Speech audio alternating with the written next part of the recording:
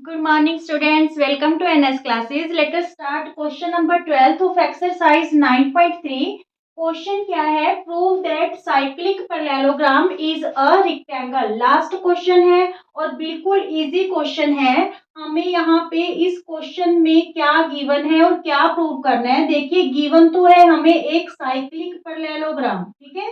Cyclic parallelogram given है ए B C D और इसे हमने रेक्टेंगल प्रूव करना है, ठीक है। क्या प्रूव करना है? इसे रेक्टेंगल प्रूव करना है। तो यहाँ पे अगर आपको पैरेललोग्राम को रेक्टेंगल प्रूव करना है तो आपको दोनों की प्रॉपर्टीज है जो पता होनी चाहिए।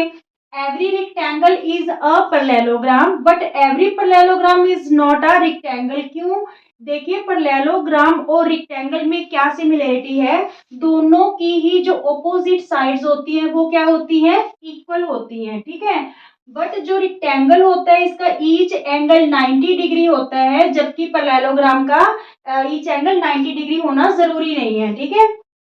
तो फिर हम क्या करें कि अगर हम साइक्लिक पैरेललोग्राम में एंगल को, किसी भी एक एंगल को 90 डिग्री का शो कर देंगे तो वो जो पैरेललोग्राम है वो क्या बन जाएगी? रेक्टेंगल, ठीक है। एक एंगल, अगर हम एक एंगल 90 डिग्री का शो करेंगे तो बाकी एंगल अपने आप है जो वो 90 डिग्री के हो जाएंगे, क्योंकि ऑपोजिट एंगल्स इक्वल होंगे और एडजेसेंट एंगल का सम 180 है।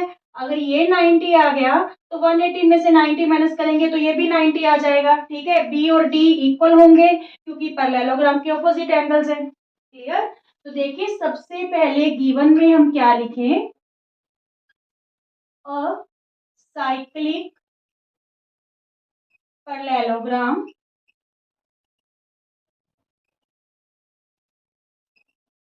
Parallelogram A B C D, ठीक है। टू प्रूव हमें क्या करना है? To prove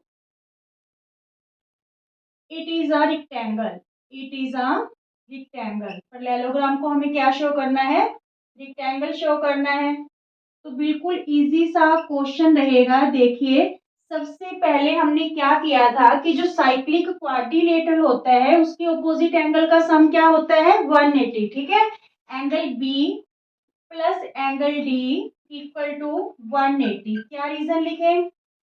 some of opposite angles of a cyclic parallelogram या फिर क्वाड्रिलेटरल, ठीक है। क्लियर यहाँ तक? चाहे आप बी प्लस डी शो कर दो, चाहे ए प्लस सी, कोई भी पेयर ले सकते हो अपोजिट एंगल का। बट यहाँ पे एंगल बी और एंगल डी की वैल्यू इक्वल है। क्यों? Because both are the opposite angle of a parallelogram, ठीक है। पैरेललोग्राम के अपोजिट एंगल है इसलिए दोनों क्या हो गए? इक्वल हो गए। रीजन क्या लिखेंगे? Opposite angles of parallelogram. Clear? तो अब देखिए, यहाँ पे b plus D equal to 180 है, तो b प्लस डी की जगह अगर हम एंगल b ही रख दें, ठीक है। एंगल d की जगह क्या फिल कर दे? वैल्यू b इक्वल टू 180, क्योंकि दोनों एंगल्स हैं जो इक्वल है, ठीक है। तो यहाँ पे ये 2 टाइम्स एंगल b हो गया इक्वल टू 180। तो एंगल b की वैल्यू 180 अपॉन 2 90 डिग्री आ गई, ठीक है। एंगल बी हमारे पास क्या आ गया? 90 डिग्री आ गया। क्लियर?